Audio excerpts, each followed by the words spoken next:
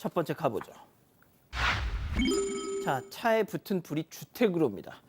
자, 전주에서 어제 벌어졌던 화재 사고입니다. 현장에 계셨던 이 사방 가족께서 영상과 사진을 보내주셨는데 참 끔찍하기 이를 데 없더라고요. 전해주시죠. 네, 어제 낮 12시 40분쯤 전주시 완산구의 한 다세대 주택에서 발생한 사건입니다.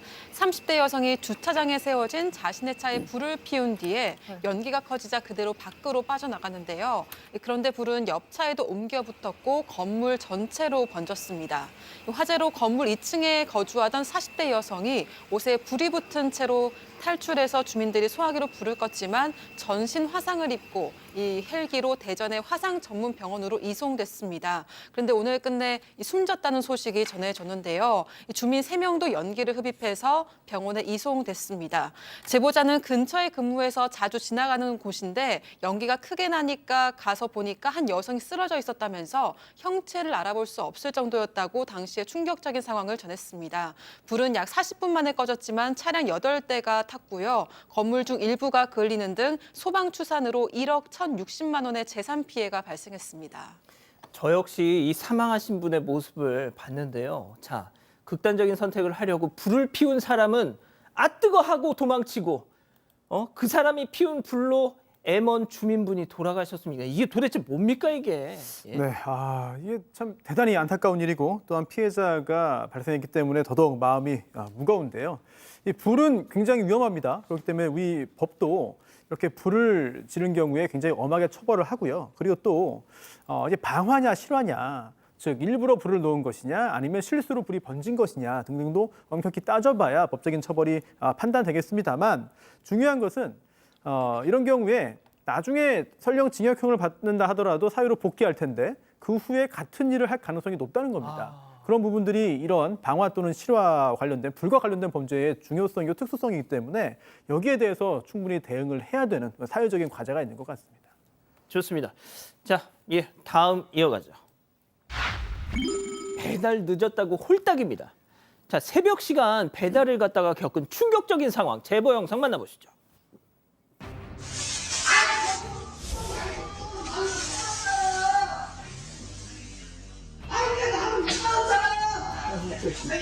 죄송한데 잠깐만요. 자, 싫어. 야, 어디 갔다 싫어. 왜 싫어? 싫어. 나가. 야, 30분 지나면서 뭐?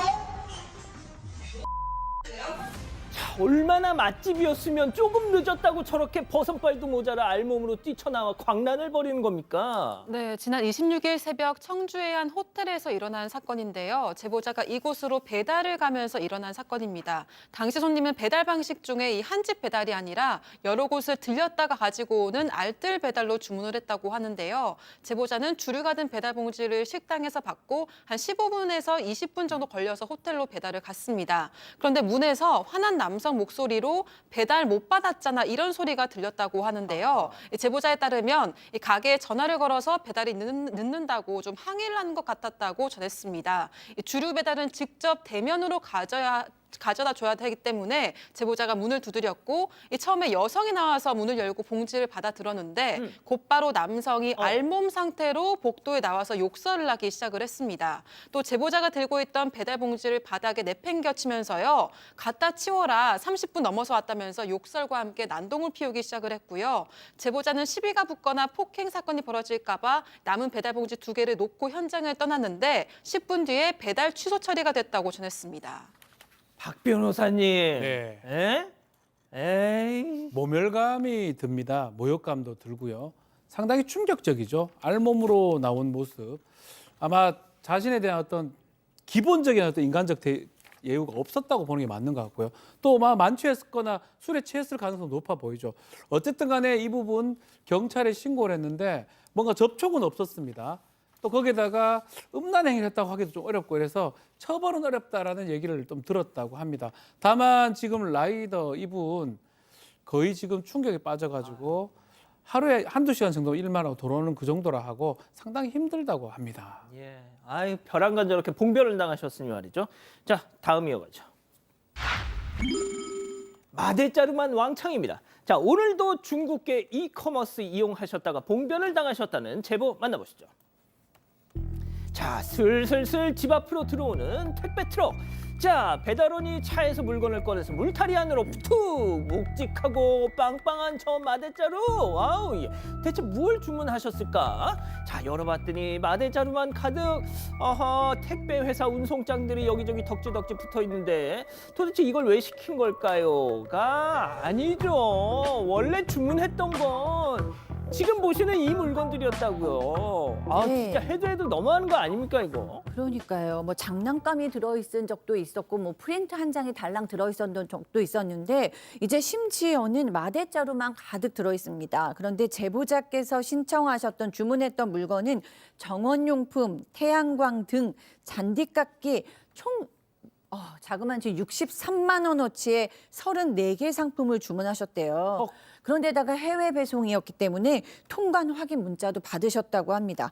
택배가 배송됐는데 저렇게 마대자루만 가득 왔어요. 그래서 이커머스 측과 배달사 측에 문의를 남겼는데 네. 일단 뭐 배달사 측에는 알아보겠다 그러고 연락 없고요. 다시 전화하니까 팀장님에게 보고하겠다라는 답변하고요.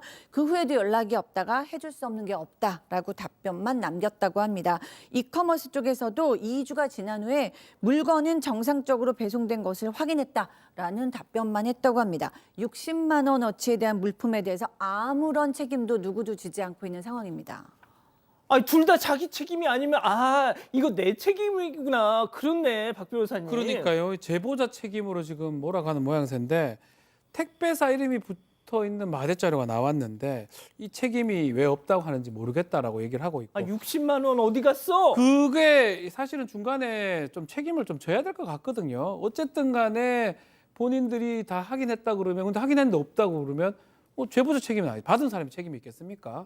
라이더 책임도 아니라면 결국은 이커머스 이 업체에서 책임을 져야 될 부분이 아닌가. 법적인 구제를 할 수는 있지만 상당히 노력과 비용이 들기 때문에 좀 어려워하는 거 아닌가 생각도 듭니다. 아유, 그나저나 그게 어디로 사라졌을까요? 궁금합니다. 예, 좋습니다.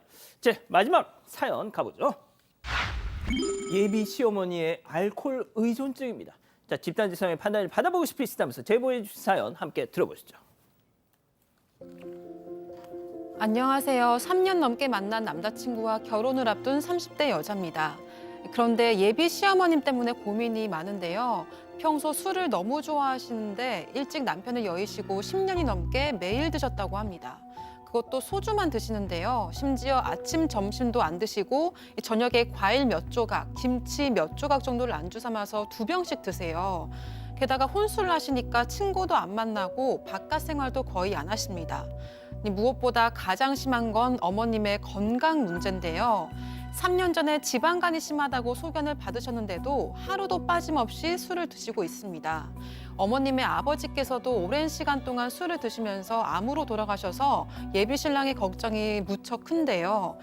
예비 신랑이 울면서 말려도 보고 어르고 달래도 받지만 검진도 더 이상 안 받으세요. 주변에서는 그냥 포기해라, 거리를 두고 살아라고 조언하지만 혹여나 어머님이 잘못되시면 예비 신랑도 무너질 것 같아서 정말 걱정이 되는데요. 앞으로 가족이 될 사이니까 평생 안 보고 살 수도 없고 그렇다고 다 이해하면서 살 수도 없는데 어떻게 해야 되는 걸까요? 자, 기다리고 기다리셨던 부처 핸즈업 타임. 지금 6천여 분의 우리 가족 여러분들 함께하고 계신데요. 채팅창에 OX로 함께 참여해 보시고요. 오늘도 자 대결입니다. 먼저 모른 척 하자는 자입니다. 예, 다혜야. 너 말이야. 신랑을 너무너무 사랑해서 신랑 엄마를 내 엄마처럼 걱정하는 건 참 좋은 자세다 너. 근데 아들도 어쩌지 못하는 걸, 아들 말도 안 듣는 걸 왜 며느리가, 그것도 예비 며느리가 걱정하고 앉았니? 지팔 직권이란 말 몰라? 지팔자 지가 꼰다. 그렇게 사시라고 해. 너한테만 해코지 하는 거 아니면 관심 뚝 동그라미. 예. 손 변호사님 지난주부터 참 미스터 소신. 자, 다음은 적극 나서자는 차입니다. 예, 다혜야. 세상 제일 골치 아픈 게 시애미가 술 취해서 며느리한테 꼬장 부리는 시애미다. 너 보아하니까 그 양반 알코올 의존증 제대로다 너. 이거 그냥 방치해두면 10월도 지옥문 열리는 거야. 그리고 아프기라도 해봐. 뒤치다거리도 너가 해야 될 수도 있어. 신랑한테 최후 통첩해. 이 문제 해결 안 하면 결혼도 없다고 X입니다. 자, 교수님. 네, 이거는 그냥 눈 감는다고 눈 감아지고 없어지는 일이 아니에요. 이 어머니는 지금 심한 알코올 중독으로 보입니다. 10년 동안 하루도 빠지지 않고 소주 2병 독주로만 드시고 아침, 점심 안 드시고 과일에 술만 드시고 있고 밖에 나가지 않고 혼술로 집에서 하시고 계시고 지방간 등등 몸에도 이제 건강 신호도 나타나기 시작했어요. 이게 모른 척 한다고 모른 척이 되지를 않죠. 시어머니께서 이제 분명히 뭐 여기저기 아프시기 시작할 거고 그럼 남편이 돌봐야 되는 거지 누가 돌보겠습니까? 일단 이거 뭐 알코올 중독의 문제는 이 아들이나 며느리가 설득한다고 될 수 있는 문제가 아니에요. 뭐 여러 지자체에서도 그렇고 병원에서도 알코올 중독 치료 제대로 받으시기를 권유해 드립니다. 아, 그러면 이거 끌고 가야 된다는 얘기네요. 이거는 사실 누구라도 해야 될 어. 것 같아요. 지금 말씀했지만 아주 심각합니다. 매일 마신다고 하지 않습니까? 이거를 갖고 뭔가 봐주자, 생각해보자의 차원이 아니고 가족이라면 이제 가족이 될 건데 만약에 가족이 될 걸 예상한다면 지금 당장 알코올 전문 병원들이 치료 전문 병원들이 있습니다.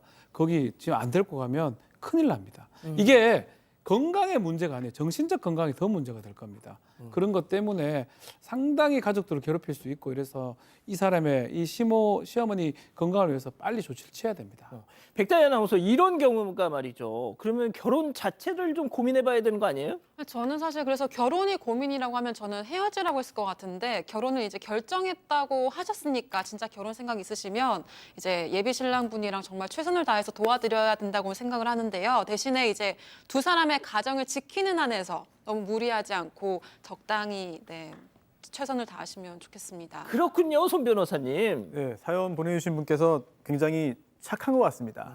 그런데 그런 마음이 오히려 분란을 더 키울 우려가 있다. 이런 걱정이 들고요. 세 분 말씀하신 거 다 귀담아 들을만 하고 다 좋은 말씀이신데 이거 아들이 해야 되는 일이에요. 예비 며느리가 나섰다가 괜히 이 예비 남편과의 사이만 좀 서먹서먹해질 수 있거든요. 분란이 오히려 더 커지는 거 아니냐 이런 걱정이 들어서 일단 지금은 앞장서서 나서지는 말아라. 일단 어떤 생각이 들어도 아들을 통해서 그러니까 예비 신랑을 통해서 뭔가 해야지 직접 나섰다가는 오히려 모든 화살을 맞을 수 있다. 이런 걱정이 듭니다. 아니, 그럼 손 변호사님 만약에 그렇게 통해서도 안 돼. 그러면 결혼 자체를 고민해야 됩니까? 사실 그거 하나만 가지고 결혼을 하냐 마냐 결정하기는 좀 어려운 것 같아요. 왜냐하면 다른 요소도 굉장히 중요하고 또한 그동안 어떻게 만나왔는지 어떤 사이인지가 다 다르기 때문인데 사실 결혼까지 가는 데 있어서 걸림돌이 되는 부분인 것만은 사실인 것 같고요. 하지만 그렇다 하더라도 그거 하나 때문에 헤어진다? 이렇게 단정하기는 좀 어렵겠죠. 지금 상황에서는. 자, 우리 가족 여러분들은요? 네, 슈가몽님은 결혼 안 하시는 게 나을 것 같아요라고 아이고야. 하셨고요. 이 달라스님 내버려두세요. 아들도 어떡하지 못하는데라고 하셨습니다. 하지만 또박이님은 적극적으로 치료받게 하셔야 됩니다라고 하셨습니다. 좋습니다.